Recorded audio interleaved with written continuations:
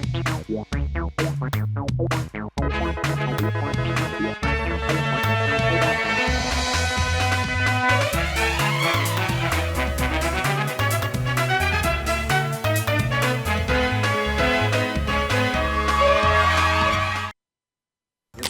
वर्ष के अंदर किस प्रकार का आरएसएस की तरफ से आयोजन किया गया है? शताब्दी वर्ष के रूप में कुछ कार्यक्रमों की रचना की है। सर्जन शक्ति एक विषय है संघ का, तो संपूर्ण समाज का काम है और ऐसे काम में सर्जन शक्ति ने आगे आना चाहिए। वो विषय क्या है और इससे क्या अपेक्षाएं संघ की रहती है? और उन्होंने कहा है कि राष्ट्र निर्माण में किसी एक व्यक्ति, किसी एक संगठन, किसी एक दल का काम नहीं। नमस्कार, मैं जयेश सोनी और आप देख रहे हैं राष्ट्रीय समाचार। आज हम इस विशेष कार्यक्रम में यशवंत भाई चौधरी जी से बात करेंगे, जो पीडब्ल्यूडी के इंजीनियर के तौर पर कार्यरत थे और पिछले 2 महीने पहले सेवानिवृत्त हुए हैं। आरएसएस में गुजरात प्रांत कार्यवाहक की जिम्मेदारी निभा रहे हैं, जो कि उन्होंने काफी लंबे समय तक ये जिम्मेदारी निभाई है। और हाल की स्थिति में अगर बात करें तो वो क्षेत्र सह कार्यवाहक के तौर पर अभी जिम्मेदारी निभा रहे हैं। क्षेत्र सह कार्यवाहक की जिम्मेदारी जो है वो उनकी 3 प्रांतों में है, गुजरात, महाराष्ट्र और गोवा। इन तीनों प्रांत में वो अभी अपनी जो है नागरिक कर्तव्य की जो उनकी जिम्मेदारी है वो अभी निभा रहे हैं। और आज हम उन्हीं से बात करेंगे और ये विशेष वार्तालाप जो है वो राष्ट्रीय समाचार पर आप देख रहे हैं।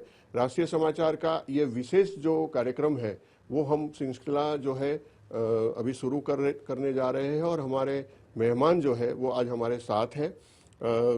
यशवंत भाई, आपका बहुत बहुत स्वागत है राष्ट्रीय समाचार के इस मंच पर।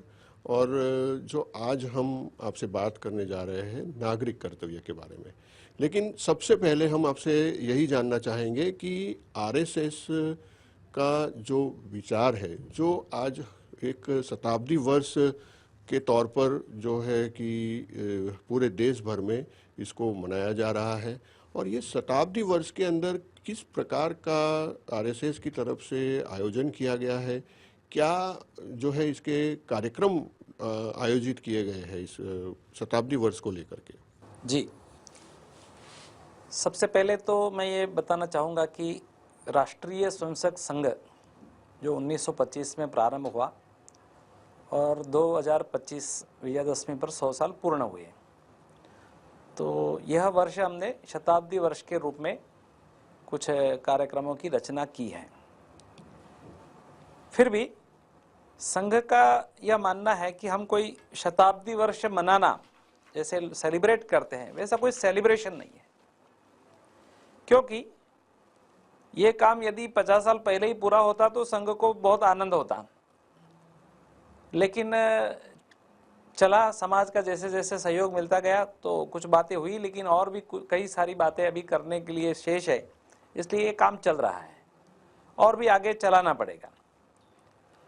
तो जो उद्देश्य लेकर संघ चला था वो उद्देश्य की पूर्ति में हम इसके निमित्त और एक छलांग लगा सकते हैं, समाज में जा सकते हैं, कई सारे विषयों में इन विषयों को लेकर के समाज के बीच इस निमित्त हम जाए और समाज को जोड़कर ये जो लक्ष्य संपूर्ण समाज को संगठित करने का ऐसा जो संघ ने अपने सामने रखा है उसकी पूर्ति यथाशीघ्र हो, इसके लिए निमित्त का उपयोग करना ये संघ ने सोचा है। और इसको ध्यान में रखते हुए कुछ छोटे मोटे कार्यक्रम और साधारण रूप से वो भी विकेंद्रित स्तर पर, यानी ग्राम स्तर पर शाखा है तो उस स्तर पर, कुछ गांवों का मिलकर एक मंडल केंद्र बनता है तो उस मंडल केंद्र पर, नगरों में भी 10,000 की जनसंख्या की एक बस्ती का एकम रहता है तो उस एकम पर ऐसे कुछ कार्यक्रमों की रचना है। वर्तमान में देश भर में स्वयंसेवक हर परिवार में जाकर संघ के विचार और संघ की कार्यप्रणाली और संघ की समाज से अपेक्षा ऐसे कुछ विषय लेकर घर घर संपर्क का भी कार्यक्रम कर रहे हैं। यशवंत जी, जिस प्रकार से संघ आज 100 साल का हो गया, 100 साल के लंबे जो सफर में कई उतार चढ़ाव आए, कई बार जो है राजकीय पॉलिटिकल मतलब पार्टियों ने भी संघ पर दबाव बनाया। कई और संगठन भी है जिन संगठनों ने भी संघ का विरोध किया, लेकिन बहुत ही सर्जनात्मक तरीके से और एक कह सकते हैं कि धैर्य रखकर संघ ने अपनी प्रगति जारी रखी। संघ एक मतलब दृढ़ निश्चय से आगे बढ़ता रहा। आज एक मतलब देश का ही नहीं दुनिया का सबसे बड़ा संगठन के रूप में आज स्थापित है। संघ की एक सर्जन शक्ति के बारे में आप बताइए कि एक सर्जन शक्ति एक विषय है संघ का, वो विषय क्या है और इससे क्या अपेक्षाएं संघ की रहती है? बहुत अच्छा प्रश्न किया आपने। वर्तमान में जो अपने सरसंघ चालक हैं संघ के माननीय मोहन राव जी भागवत, ये कई बार ऐसे सार्वजनिक मंचों से भी उन्होंने समाज की ये जो विचारशील लोग हैं, समाज के स्तर पर किसी न किसी क्षेत्र में सक्रिय लोग हैं, उसको उन्होंने एक सज्जन शक्ति ऐसा एक सर्वनाम देकर उनको संबोधन किया है। और उन्होंने कहा है कि राष्ट्र निर्माण में किसी एक व्यक्ति, किसी एक संगठन, किसी एक दल का काम नहीं, तो संपूर्ण समाज का काम है और ऐसे काम में सज्जन शक्ति ने आगे आना चाहिए। संघ से जुड़ो, संघ की संख्या बढ़े, संघ के फॉलोअर बनो, ऐसी अपेक्षा नहीं, लेकिन संघ जो कर रहा है उसको भी एक राष्ट्र कार्य के संबंध में भी आप समझो। और संघ जिन जिन विषयों को लेकर चल रहा है, जिसमें सज्जन शक्ति यदि जुड़ेगी तो समाज में जो परिवर्तन की अपेक्षा है वो शीघ्र आएगा।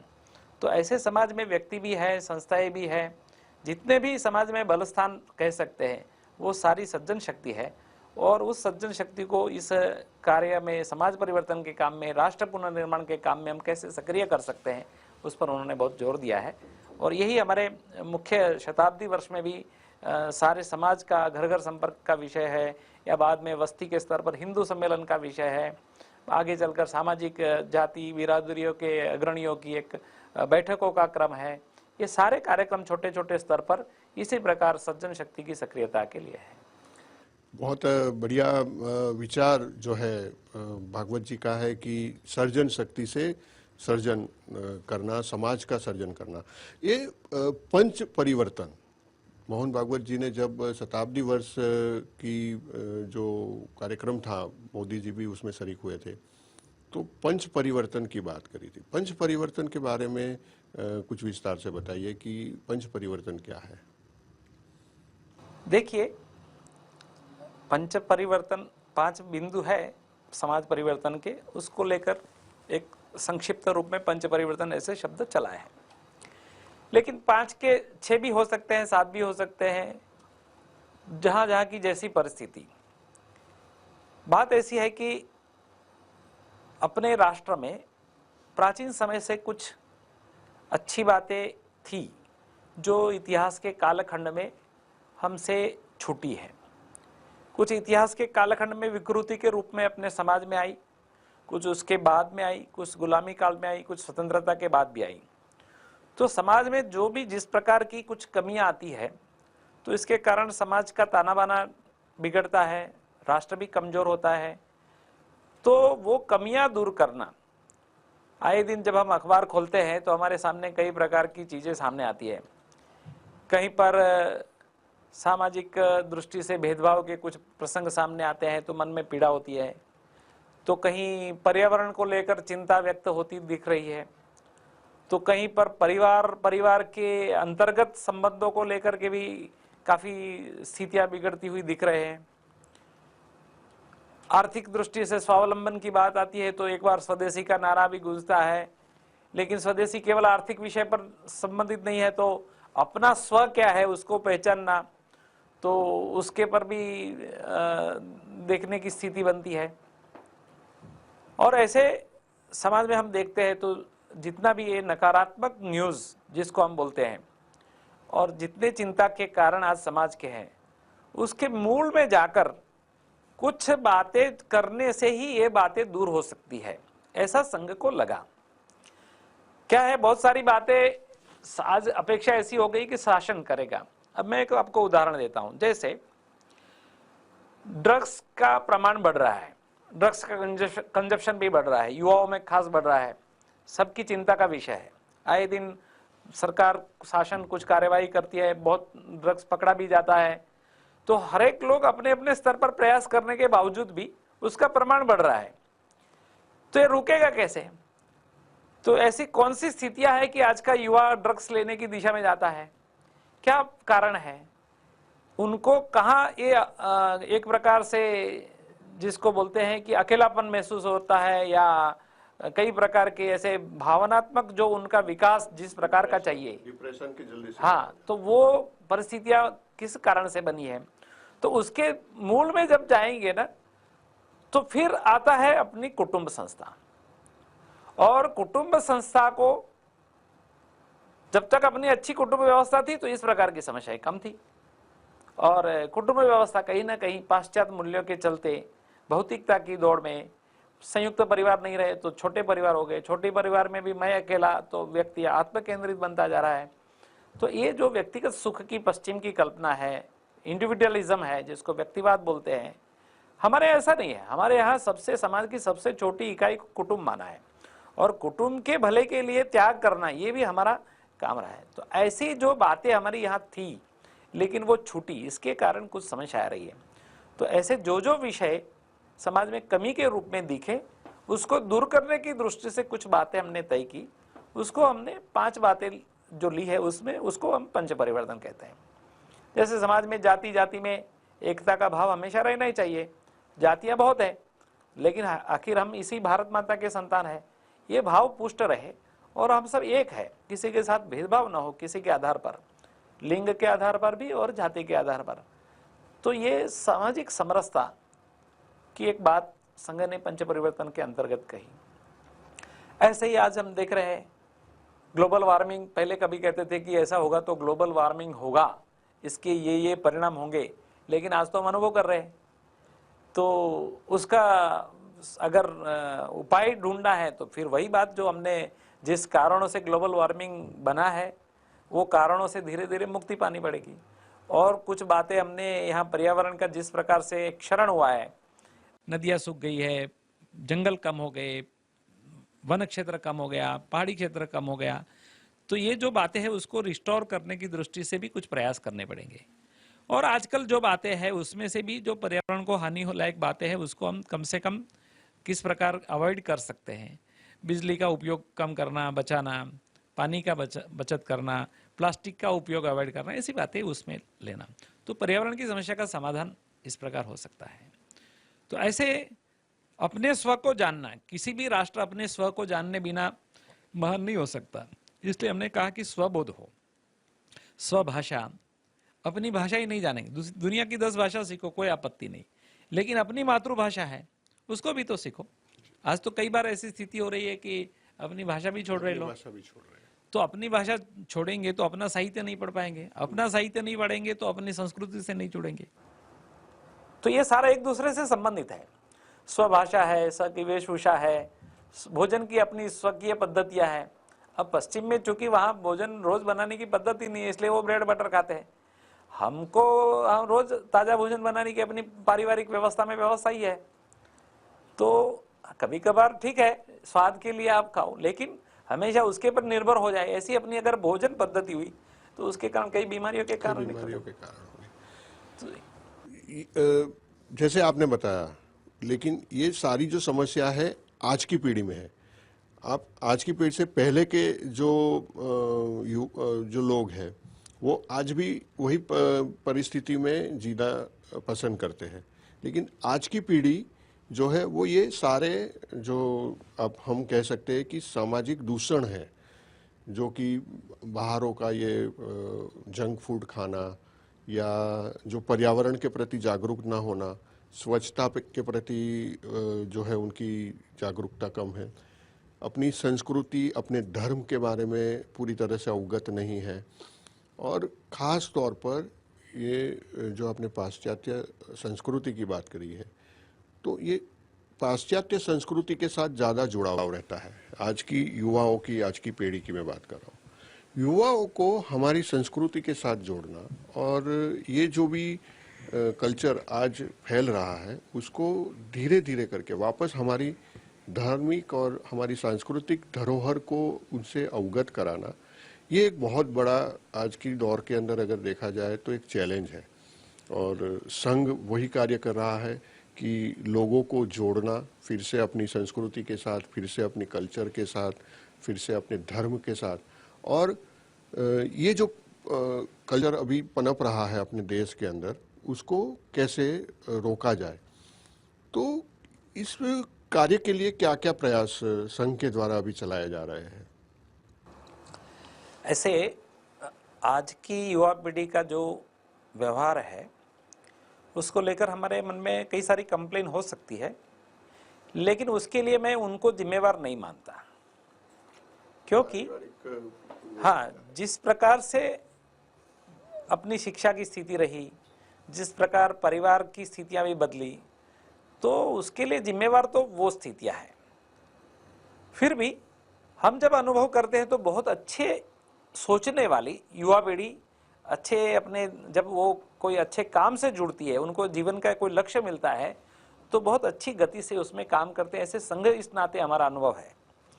तो बहुत सारे संघ की ऐसी शाखाएं हैं जिसमें आज के कॉलेज विद्यार्थी आते हैं, कई सारे यूनिवर्सिटी कॉलेज कैंपस में भी संघ की शाखाएं चलते हैं और युवा उसमें बढ़ चढ़ कर हिस्सा लेते हैं।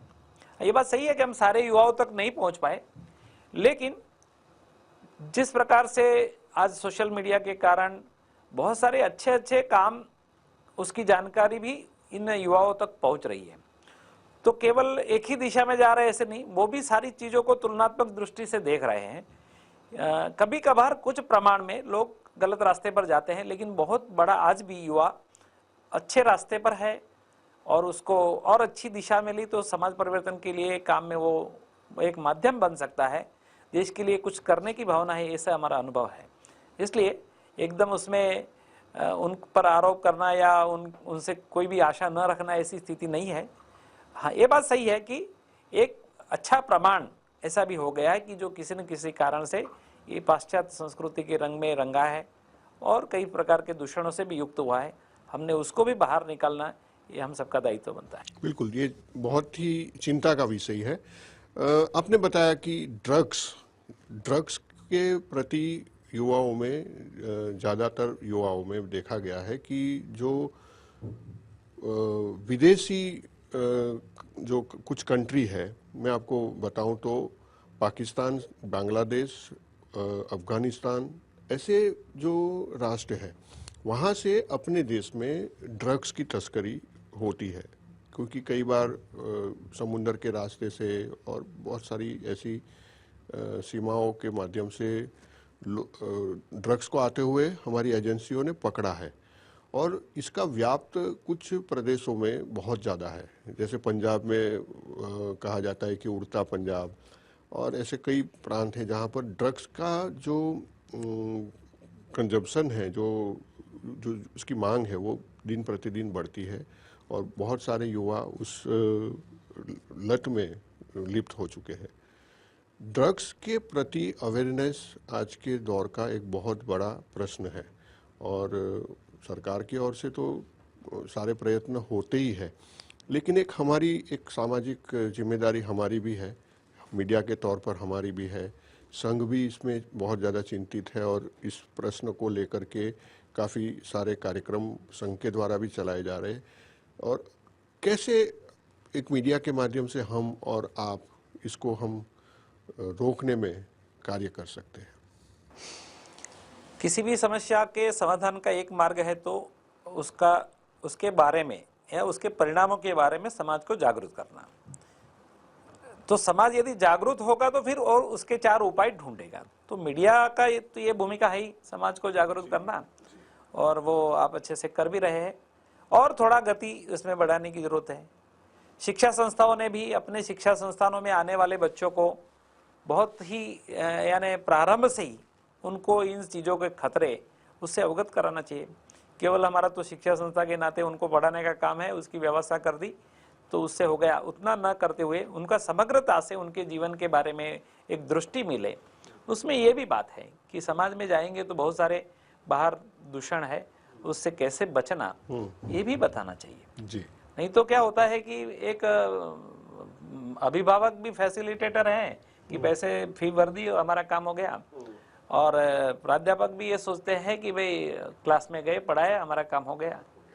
तो उससे नहीं, तो एक समग्रता से सोचना कि हमारे पास जो बच्चे आ रहे हैं वो राष्ट्र का भविष्य है, तो उनको प्रारंभ से इन सारी बातों से कैसे मुक्त रखते हुए एक अच्छे नागरिक भी बने, अच्छे टेक्नोक्रेट या जो भी पढ़ाई करने के लिए आए वैसे ये पढ़ के अच्छे से समाज में योगदान करें, ऐसे बने, उसके लिए उन संस्थाओं ने भी इसके बारे में सोचने की जरूरत है। बिल्कुल बिल्कुल। यशवंत भाई, जिस प्रकार से देखा गया है कि देश के कोई भी नागरिक हो, नागरिक का खुद का कुछ कर्तव्य होता है, देश के प्रति, समाज के प्रति, प्रकृति के प्रति और खुद के प्रति, खुद के परिवार के प्रति। इस तरह से सारी जिम्मेदारियां एक नागरिक के तौर पर हर किसी की होती है। लेकिन आज के दौर में अगर मैं कहूँ तो लोग अपने ज़रूरतों को पूरा करने के लिए, अपनी जिम्मेदारियों को निभाने के लिए खुद की जो एक नागरिक के तौर पर देश के प्रति, धर्म के प्रति, राष्ट्र के प्रति, ये जिम्मेदारियां आज लोग भूलते जा रहे हैं। सबसे बड़ी बात यह है कि नागरिकों का क्या कर्तव्य है, इसके बारे में भी चिंता करनी पड़ेगी और चिंतन भी करना पड़ेगा। लोगों को इसके लिए भी जागरूक करना पड़ेगा। क्या ऐसे कोई विषय हम समाज के सामने रख सकते हैं कि भाई नागरिकों का क्या कर्तव्य है? तो जैसे आपने प्रारंभ में ही पूछा था कि पंच परिवर्तन, तो उसमें एक विषय संघ ने जो रखा है वो नागरिक के कर्तव्य का जागरण करना।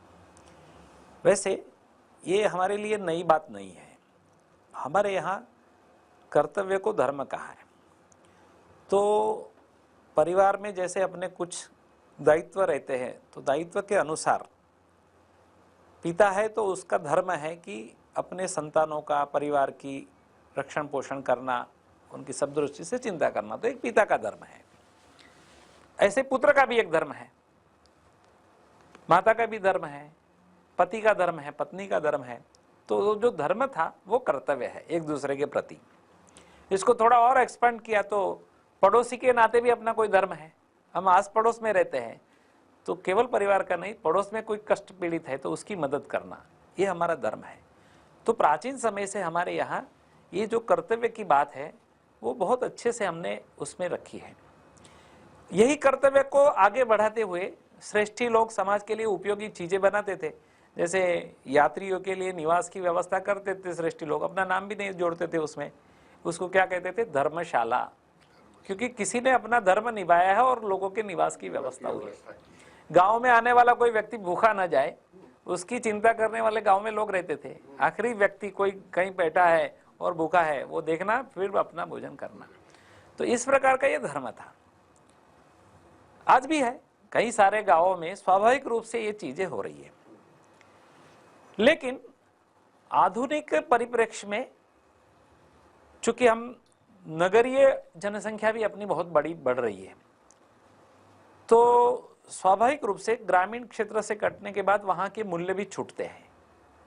ऐसे में उस धर्म का पुनर्स्मरण करना पड़ता है और नए स्वरूप में भी, क्योंकि स्वतंत्रता हमको मिली 1947 में, अभी 2047 आते 100 साल हम एक विकसित भारत की कल्पना कर रहे हैं। तो गुलामी के काल में तो ठीक है कि अपने स्वयं का निभाव कैसे करना है, उससे बचना कैसा, वही एक बड़ा संघर्ष था। लेकिन स्वतंत्रता के बाद धीरे धीरे हम एक समाज के नाते, एक राष्ट्र के नाते और व्यक्ति व्यक्ति अपने अपने स्थान पर एक प्रभावी स्थिति में धीरे धीरे आ रहा है। ऐसे में जब वो नागरिक है इस देश का, तो नागरिक के नाते उसके कुछ कर्तव्य जो हमारे कॉन्स्टिट्यूशन में भी, हमारे संविधान में भी शामिल किए गए, वैसे बाद में किए गए, लेकिन संविधान में अपने कुछ अधिकार है, वैसे कुछ अपने कर्तव्य है। तो उन सारे कर्तव्यों के बारे में समाज को जागरूक करना, यह संघ के पंच परिवर्तन का भी एक हिस्सा है। बिल्कुल, बहुत उम्दा कह सकते हैं, एक श्रेष्ठ काम संघ के द्वारा यह किया जा रहा है कि लोगों को अपनी जिम्मेदारियों के बारे में भी एक जागरूक करना। यशवंत भाई, एक बहुत ही गंभीर एक कह सकते हैं कि आज के दौर में हम महसूस करते हैं कि संयमित भाषा, लोगों की भाषा बहुत ही असंयमित हो रही है। और ये आज के जो प्रचार प्रसार माध्यम है उसके अंदर ये आए दिन हमें देखने को मिल रहा है कि नेताओं की भाषा और जो गरिमामयी चीज़ें होनी चाहिए वैसे नहीं होती है। हम देखते हैं संसद भवन में भी, विधानसभा भवन में भी जो नेता होते हैं वो विपक्ष अपने बात को कहने के लिए असंयमित, अरुचिकारक भाषा का प्रयोग करते हैं। एक नागरिक होने के नाते अगर हम कोई किसी को अगर कोई अपशब्द बोलता है तो उस पर तो केस हो जाता है, लेकिन नेता जब एक पूरे राज्य का या पूरे देश का प्रतिनिधित्व अगर वो कर रहा है और संसद भवन जैसी एक गरिमामयी जगह पर जो मतलब मैंने देखा है कि जब प्रधानमंत्री जी पहली बार प्रधानमंत्री के तौर पर संसद भवन पहुंचे थे तो उन्होंने वहां पर सीढ़ियों पर जाके उसको नमन किया था, उस भवन को नमन किया था, ऐसी श्रद्धा के साथ वो गए थे। और आज जो हम देखते हैं अंदर का जो चित्र है वो बिल्कुल अलग है। लोग मतलब एक हमारे देश के वड़ा प्रधान के बारे में नेता जो भाषा का प्रयोग करते हैं या हमारे राष्ट्र के बारे में भी कई बार गलत शब्दों का प्रयोग हो जाता है। देश को तोड़ने की बात की जाती है या जातियों में बांटने की बात की जाती है, ऐसे कई विषय है। आप एक संघ के तौर पर अगर हम देखें तो संघ कभी भी ऐसी चीज़ों को समर्थन नहीं करता और ऐसे चीज़ों को रोकने का प्रयास करता है। लेकिन हमने देखा है इन सब चीज़ों में भारतीय जनता पार्टी के जो नेता है उनकी तरफ से तो काफ़ी संयम रखा जाता है, लेकिन हमने विपक्ष का कई बार ऐसे ऑब्जर्वेशन किया है कि विपक्ष के लोग हमेशा ऐसे अपशब्दों का प्रयोग ज़्यादातर करते हैं। क्या मानते हैं इसको किस तरह से रोका जाए? ऐसे लोगों को भी देश की गरिमा, देश के बारे में विदेश में जाकर भी जो बातें करते हैं, देश की गरिमा नहीं इसमें रह पाती। क्या करना चाहिए ऐसे लोगों के? देखिए, आपने स्पष्ट रूप से वक्तव्य और भाषा बोलना उस पर ही मुद्दा लिया है, तो मैं ऐसे कहूँगा कि एक प्रकार से अपने बंधारण में, अपने संविधान में वाणी स्वातंत्र्य का अधिकार दिया है, लेकिन वाणी कैसी हो वो व्यक्ति के संस्कारों से प्रकट होती है। तो संस्कार की प्रक्रिया वही उसका रास्ता है। गरिमामय भाषा होनी चाहिए। दूसरे व्यक्ति के, हाँ, नीतियों का विरोध हो सकता है, लेकिन व्यक्ति के बारे में व्यक्तिगत आरोप लगाना और फिर गलीच भाषा के प्रयोग करना, उससे बचना चाहिए। और जिनको देखकर समाज चलता है उनकी तो विशेष जिम्मेवारी बन जाती है कि उन्होंने हमेशा संयम से बात करनी चाहिए। मुझे एक उदाहरण ध्यान में आता है कि संघ के द्वितीय सरसंघ चालक परम पूजनीय गुरु जी को 1948 में पूज्य महात्मा गांधी की हत्या के बाद उनके हत्या के आरोप में बंदी बनाया था और संघ पर भी प्रतिबंध लगा था। तो जब प्रतिबंध हटा और जेल से छूटकर गुरुजी जब देश में प्रवास शुरू किया तो बहुत बड़ी सभा एक दिल्ली में हुई थी। तो सारे उस समय के मीडिया और बाकी लोगों को लगा था कि आज गुरुजी गोलवलकर को सुनने में बहुत मजा आएगा, आज वो जमकर बरसेंगे देश के उस समय के जो भी नेतृत्व है उसके पर वगैरह। लेकिन गुरुजी ने क्या कहा कि भाई देखो, कभी कभी दांतों के तले जीभ आ जाती है। बिल्कुल। तो हम दांत नहीं तोड़ते। तो अपने ही लोग हैं, फॉरगेट एंड फॉरगिव, भूल जाओ, माफ करो और अपने काम में लग जाओ। आगे बढ़ो। बिल्कुल। तो इतना सहने के बाद भी संपूर्ण समाज के बारे में जब ये भाव रहता है कि अपने ही लोग हैं, जीभ भी अपनी है, दांत भी अपने हैं, किसको छोड़ सकते, तो किसको कष्ट देना। तो मुझे लगता है कि यही भाव यदि आज के सभी राजनीतिक दल ये मान ले कि भाई सारे लोग अपने हैं, अपने राजनीतिक मतभेद हो सकते हैं, अपनी पॉलिसियां भिन्न हो सकती है, पॉलिसी पर बोल सकते हैं, लेकिन व्यक्ति पर ऐसे बोलना ठीक नहीं है। मुझे लगता है कि इसके बारे में बहुत व्यापक जागरण और जनता का भी एक दबाव उन पर बन चाहिए। आजकल सोशल मीडिया है, लोग इसके पर अपनी प्रतिक्रिया देकर के भी उनको ठीक कर सकते हैं। तो ऐसे बोलने वाले लोगों पर चौकस अंकुश लगना चाहिए और नई पीढ़ी ने भी ये हर स्तर पर भाषा का, कई बार ऐसे छोटे मोटे झगड़े केवल भाषा के कारण होते हैं, भाषा के कारण होते हैं, बिल्कुल। तो भाषा संयमित रहे। संघ में तो एक अनिवार्य गुण के रूप में शिक्षकों को बचपन से सिखाया जाता है। जी। छोटे बालक को भी बड़े प्रेम से बुलाना, उसको भी संबोधन एक सम्मान के साथ करना, इस प्रकार का एक विकास चलता है, लेकिन समाज में भी उसकी बहुत आवश्यकता है। जी जी, ये मतलब गंभीर विषय मेरे माइंड में आया, तो मैंने सोचा कि आपसे इस विषय में भी पूछ लूं, क्योंकि कई बार ऐसी स्थिति हो जाती है कि हम खुद ऐसे भाषा, ऐसे शब्दों को सुनने के आदी नहीं है, हमें खुद को पसंद नहीं है, तो ये सार्वजनिक तौर पर ये लोग जब ऐसी भाषाओं का प्रयोग करते हैं तो बड़ा ऐसे दुख, आश्चर्य के साथ दुख भी होता है कि कैसे ये इस तरह से बात कर सकते हैं। तो ये विषय था एक बहुत ही संक्षिप्त। मैं आपको एक सवाल कर सकता हूं कि धर्म के सम्मान, आज हम एक बहुत ही गंभीर स्थिति से अगर हम कहें तो गुजर रहे हैं कि पड़ोसी राज्य में आज हिंदू के साथ बहुत ही ज़्यादा हिंसा हो रही है। इसी प्रकार से हमारे देश में भी कई ऐसे विस्तार है जहाँ पर आज भी धार्मिक हिंसा बहुत ज़्यादा बढ़ रही है और कट्टरता, खास करके कट्टरता। हमने देखा है कि धर्म के नाम पर कभी भी हिंदू की तरफ से कोई ऐसी हिंसा या हिंसात्मक कोई बात नहीं की जाती है, लेकिन विशेष धर्म के लोग बहुत ही ज़्यादा इस बात को लेकर के एग्रेसिव रहते हैं। हमारे त्योहारों पे, हमारे जो कार्यक्रम होते हैं कुछ विषय के लेकर के, हिंदू धर्म के लेकर के, उसका विरोध, और वो भी हिंसक विरोध इन लोगों की तरफ से होता है, और वो हिंसा कुछ प्रांतों में बहुत ही गंभीर स्वरूप में होती है। ऐसी हिंसात्मक कार्यवाही को रोकने के लिए वहाँ की सरकार भी आगे नहीं आती है। ऐसी स्थिति को कैसे ठीक किया जाए, क्योंकि ये हमने देखा है कि संघ हमेशा जोड़ने की बात करता है, चाहे किसी धर्म का, किसी मजहब का, किसी जाति का हो, कभी भी संघ की तरफ से कोई ऐसी प्रतिक्रिया नहीं आती है, फिर भी संघ का भी विरोध वो लोग करते हैं। कैसे ऐसे लोगों से हैंडल करना? वैसे साधारण रूप से अपने देश की जो परंपरा है उसमें सभी पंथों को एक समान आदर की बात है, क्योंकि अपने यहाँ कहा है कि भाई एकम सत विप्रा बहुधा वदंती। पंथ अनेक हो सकते हैं व्यक्तियों की रुचि के अनुसार, लेकिन अंतिम सत्य एक ही है और उसको पहुँचने के अलग अलग रास्ते हो सकते हैं।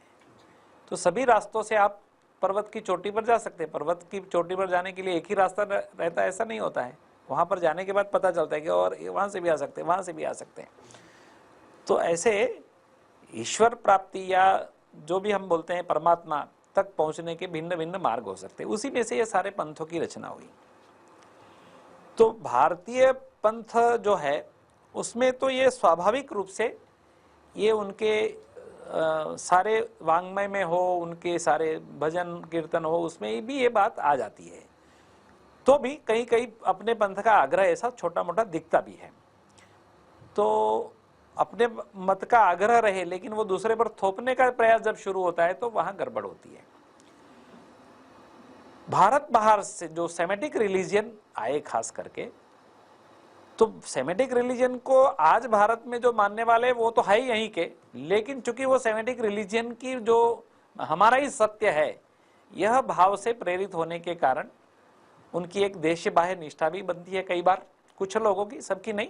जो समझदार है वो तो समझते हैं कि भाई हम इस देश में, हमारे पूर्वज यहीं के थे, किसी परिस्थिति में हमने अपने मत परिवर्तन किया है लेकिन हम यहीं के हैं। तो ये भाव रहने के कारण कुछ लोग तो ठीक है, लेकिन जो विदेशी ऐसी ताकतों से आज भी प्रेरित है, ऐसे लोग देश में अशांति निर्माण करना, मतांतरण करना और एक प्रकार से दबंग होकर दूसरे की बातों को दबाना, ये सारा जो चलता है, मुझे लगता है कि देश के स्वास्थ्य के लिए ठीक नहीं, और अपने संविधान में भी जो सभी के लिए एक समान आदर का भाव रखना, एक कर्तव्य के नाते भी अपेक्षा सभी नागरिकों से की है कि कोई भी मत पंथ हो, सभी का सम्मान करें, किसी का अपमान न करें। और मुझे लगता है कि ये यहाँ प्रश्न जो है वो कुछ लोगों के सामने ही है, वो यदि चीज़ों को ठीक कर ले तो मुझे लगता है कि वो प्रश्न ही नहीं रहेगा। बिल्कुल बिल्कुल। ये जो हिंसा या जो भी बात हो रही है वो एक तरफा हो रही है, और वो अगर ये बात को समझ जाए कि ये उनके लिए भी ठीक नहीं है, राष्ट्र के लिए भी ठीक नहीं है, तो अपने आप ये प्रश्न जो है वो हल हो जाएगा। और देश जो है इस समय जिस प्रकार से प्रगति कर रहा है उससे भी अच्छी और बढ़िया प्रगति हम आगे भी कर सकते हैं। तो यशवंत भाई चौधरी जी थे हमारे साथ, संघ के सह कार्यवाहक गुजरात प्रांत के, जो कि गुजरात, महाराष्ट्र और गोवा, ये 3 प्रांतों में उनकी जिम्मेदारी है। और वो संघ को जो है एक तरीके से कहें कि रिप्रेजेंट करते हैं, और उनकी काफ़ी जो है अच्छी कार्यप्रणाली कई सालों से उन्होंने की है। आज हमारे साथ विशेष चर्चा में उन्होंने भाग लिया। हम आपका बहुत बहुत धन्यवाद करते हैं, और आपने जो जानकारी दी समाज उपयोगी है, हमारे भी उपयोगी है, और हम चाहेंगे कि आपसे फिर से भी भेंट करें, हम आगे और विषयों पर हम चर्चा करेंगे। आज हमारे जो समय अवधि है वो समाप्त हो रही है, तो हम आज इस कार्यक्रम को यहीं समाप्त करते हैं, और फिर से हम अन्य विशिष्ट व्यक्ति के साथ भी चर्चा करेंगे। यशवंत भाई को भी हम फिर से यहाँ पर आने के लिए आग्रह करेंगे और उनसे भी फिर बात करेंगे। आज के इस कार्यक्रम में बस इतना ही। नमस्कार।